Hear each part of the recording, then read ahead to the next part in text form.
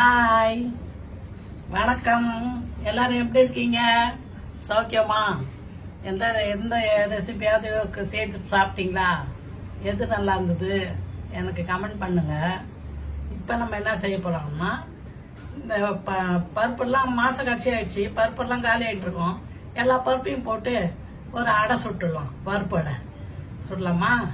வந்து பச்சை அரிசி போடணும். பச்சை அரிசி, துவரம் பருப்பு, உளுத்தம் பருப்பு, கடலைப்பருப்பு, பச்சை பருப்பு இது எல்லாத்தையும் ஊற வச்சுட்டு ஒரு 2 மணி நேரம் ஊற வச்சிடணும். ஊற வச்சுட்டு காஞ்ச மிளகா, உப்பு, கொஞ்சம் சோம்பு போட்டு அரைச்சிடணும். கொஞ்சம் அரைச்சிட்டு கொஞ்சம் நரன்னு அரைச்சிட்டு இதை தேங்காய் திருவி போட்டு கலந்துட்டு நல்லா தோசைக்கல் வச்சு நல்லா அடையாக சுட்டு கொஞ்சம் எண்ணெய் ஊற்றி எடுத்து சாப்பிட்டோம்னா அவ்வளோ சூப்பராக இருக்கும் பருப்பு அடை.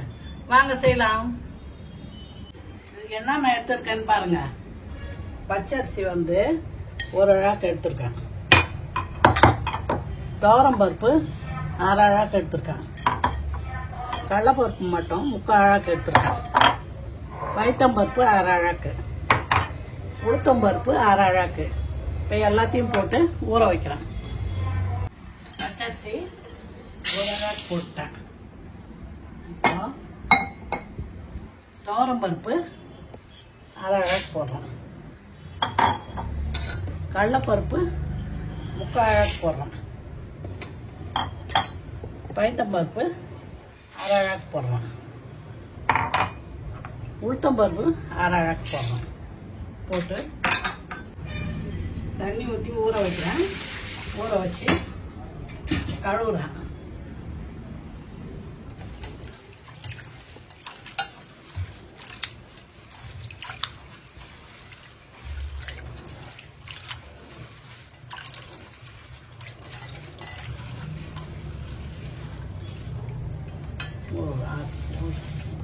பாருங்க, கழுவிட்டேன் நல்லா.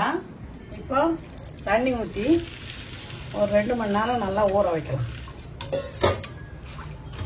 ஊறட்டும்.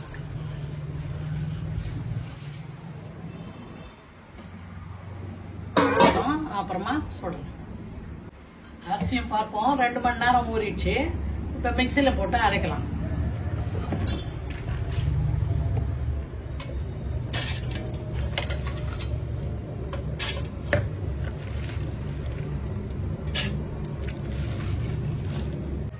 ஊற வச்சதுல பாதி தான் போட்டிருக்கேன் அரைக்கிறதுக்கு.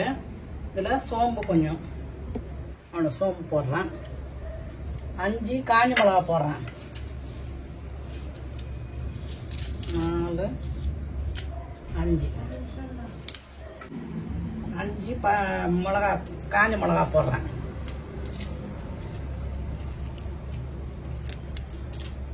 சோம்பு இதெல்லாம் போட்டு இப்போ உப்பு போட்டுறோம்.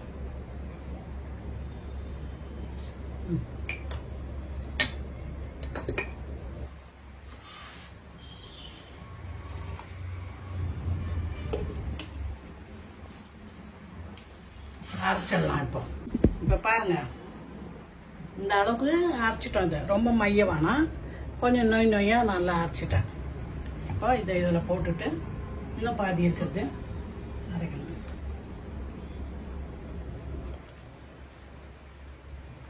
அடை மாவு சூப்பராக வந்துடுச்சு.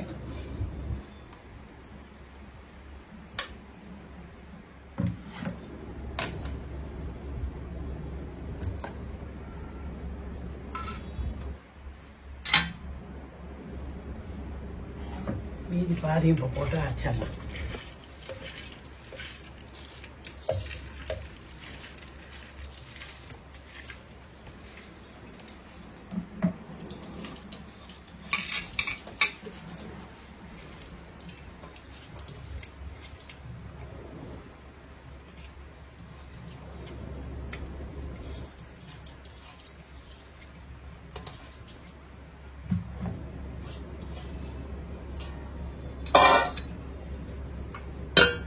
இதுக்கும் அவ்வளோ சோம்பு போட்டு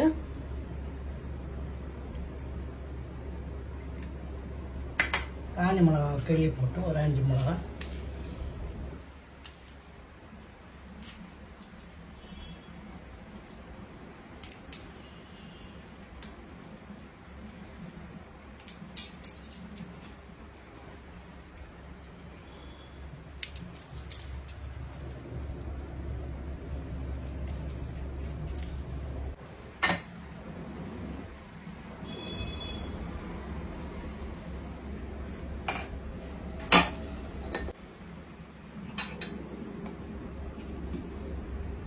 இன்னும் இதை போட்டுட்டோம், அரைச்சிடலாம்.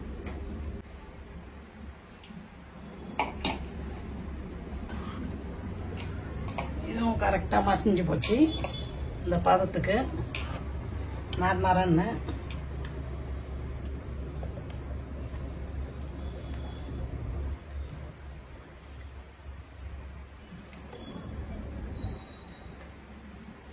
கொஞ்சமாக தண்ணி ஊற்றி இதை கழுவி ஊற்றுறேன்.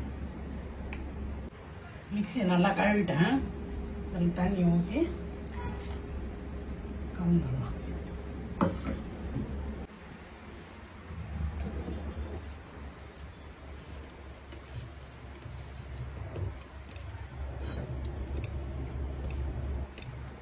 இப்போ ஒரு அரை முடி தேங்காவை திருவி இதில் போட்டுடணும்.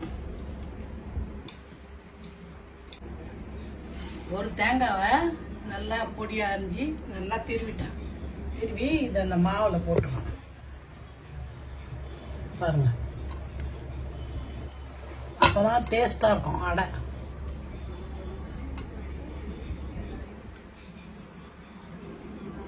எல்லாத்தையும் போட்டு நல்லா கலக்கி உப்பு பார்க்கணும், பார்த்துட்டு அடை ஊற்றுறோம். அடை மாவு ரெடி. பாருங்க, இதை போட்டு நல்லா அந்த மாவில் கலக்கணும். மாவு இந்த கொஞ்சம் கெட்டியான பாத்திலே தான் இருக்கணும், ரொம்ப தண்ணி ஊற்றிடாதீங்க. உப்பு பத்தாச்சா? இதப்பா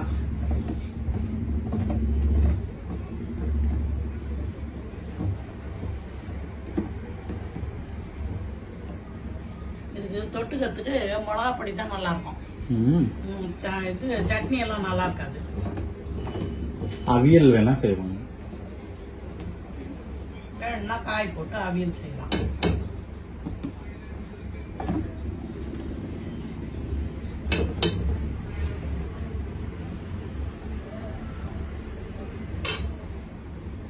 சூப்பரா அடை மாவு ரெடி ஆயிடுச்சு.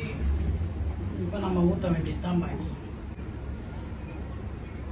அடுப்பத்தை வச்சுட்டேன், கல் வச்சு காயட்டும்.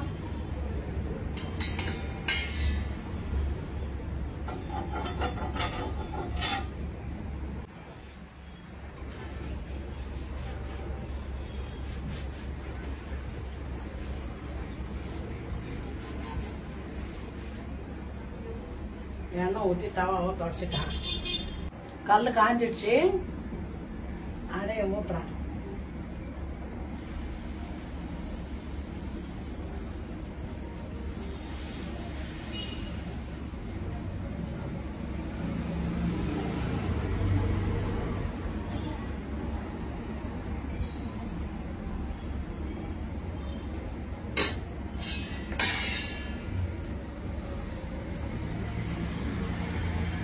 ஊற்றி கொஞ்சம் எண்ணெய் ஊற்றி மூடி போட்டு மூடிடலாம். இந்த அளவுக்கு ஊற்றினா போதும் அடை.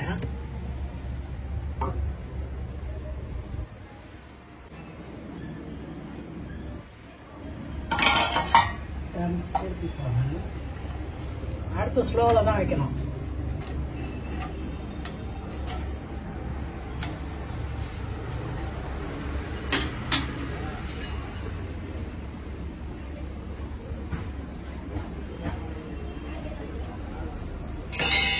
கொஞ்சமாக எண்ணெய் ஊற்றுங்க.